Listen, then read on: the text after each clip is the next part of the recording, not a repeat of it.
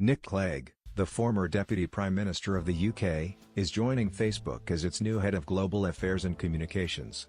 The hire indicates the tech giants need to navigate choppy waters in terms of government regulation, especially in Europe, in the wake of several scandals over its manipulation of user data.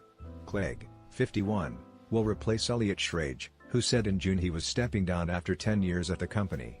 After working in Facebook's London office initially, Clegg is expected to move to Facebook's Silicon Valley headquarters in the new year. The Financial Times reported that Facebook CEO Mark Zuckerberg personally recruited Clegg and promised he would have a role in shaping the company's strategy. He is the most senior outsider to join the company's leadership team since 2014, when former PayPal president David Marcus was recruited to run Messenger. The decision to hire Clegg, a former European Commission trade negotiator, suggests Facebook is trying to smooth relations in Brussels.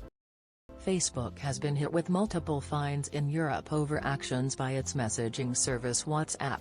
Early this year it faced global scrutiny over its affiliation with Cambridge Analytica, the now shuttered data firm that harvested information about as many as 87 million users without consent.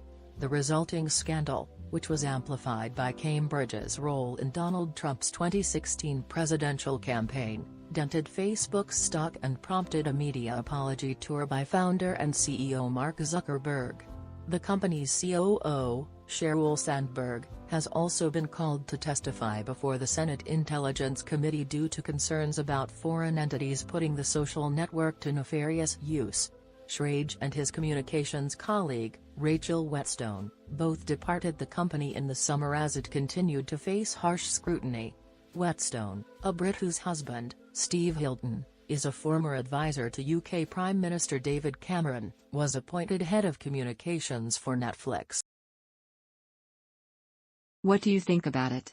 Share your opinion in the comments below the video. And also subscribe to the channel not to miss new, interesting videos.